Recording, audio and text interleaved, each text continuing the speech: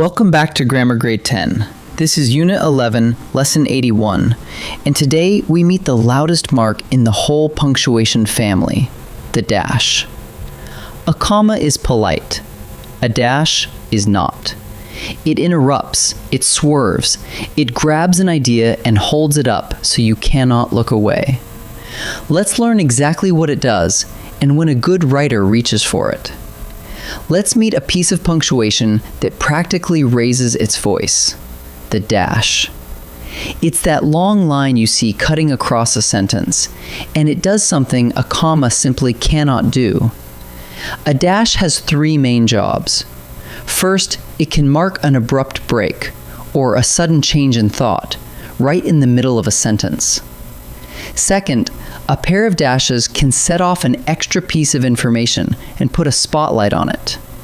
Third, a single dash can gather everything up and point to a summary at the end of the line. And underneath all three jobs sits one idea. The dash makes the reader stop and look. The first job of the dash is the swerve. Use a dash when a sentence breaks off abruptly or when the thought suddenly changes direction. Listen to this one. We were winning. Then the rain came. The sentence starts in one place and lands somewhere else entirely, and the dash is the hinge where it turns. A comma would be far too gentle for a turn that sharp. Here's a second flavor of the same job. I was tired.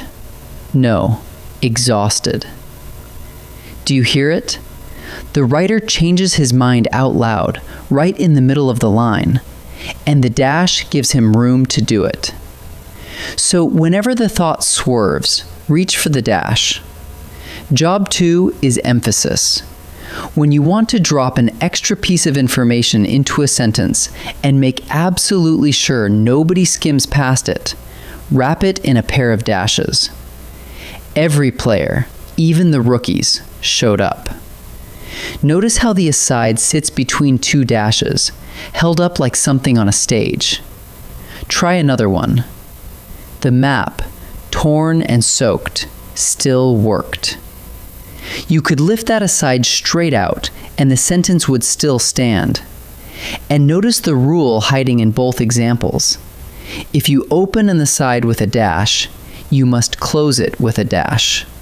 One dash in, one dash out.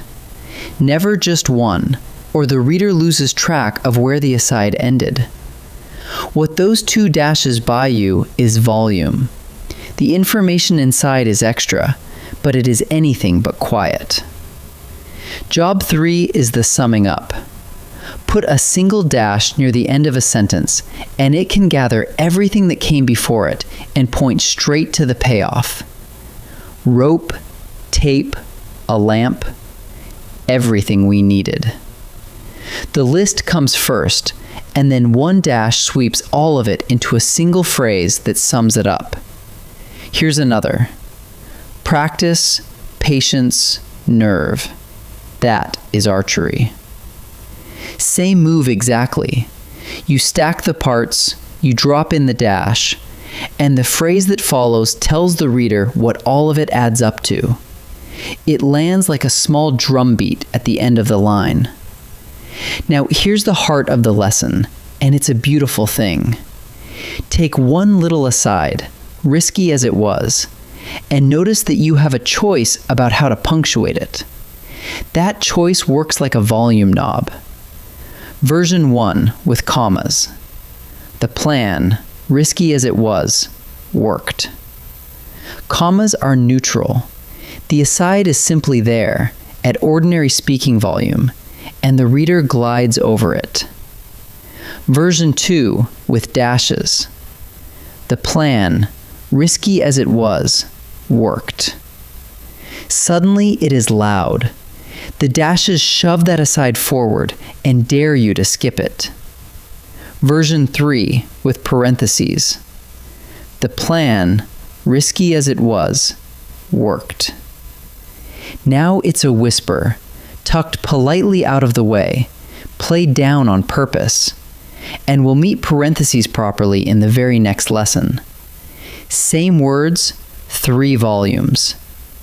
The mark you choose tells the reader how loudly to hear it. Let's boil the whole lesson down to a quick check. 1. Does the sentence break off or change direction? Then a single dash marks the turn. 2. Are you dropping in an aside that you want to emphasize? Then 2 dashes, 1 on each side of it. 3. Are you summing up at the end of the sentence? Then 1 dash, right before the phrase that pulls it all together. And one last piece of advice, maybe the most important one of all. Use dashes sparingly. A dash is loud by design, so if every sentence has one, nothing stands out anymore, and the writing starts to sound breathless. Save the dash for the moment that truly deserves it. Ready to practice? In this first set, I'll show you a sentence that already uses a dash, and you decide which job that dash is doing. Pause the video and choose before I reveal each answer. We'd almost finished, then the power died. Look at where the sentence goes. It begins with success in sight, and then it lurches into disaster. That is a swerve, a hard change in thought right in the middle of the line. So this dash marks an abrupt break or change in thought. Wool, matches, a map, the whole kit. Count the dashes. There is only one, and it sits at the end, right after a list. Everything before it gets gathered into the phrase that follows. That is the summing up job. So the answer is a summing up phrase. My cousin, the loud one, arrived early. 2 dashes here, not 1, and they wrap right around the extra information. Lift that aside out, and the sentence still works perfectly. So this is a paired aside, set off for emphasis. Now let's use the volume scale. I'll tell you how loudly you want the reader to hear an aside, and you choose the punctuation that matches. Pause and decide before I answer. You want the aside loud, impossible to skim past. Which mark shoves information at the reader? Commas would be too quiet, and parentheses would practically hide it. Only one mark raises its voice, so the answer is dashes.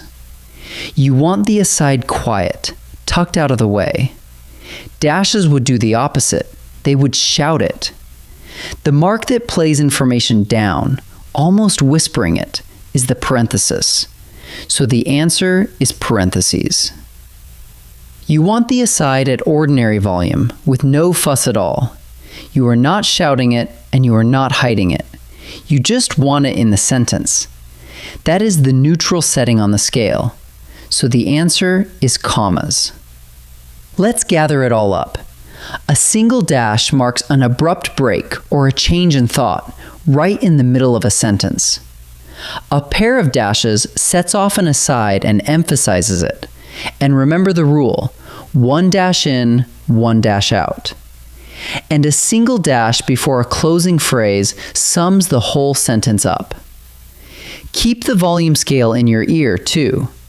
Commas are neutral, dashes are loud, and parentheses are quiet.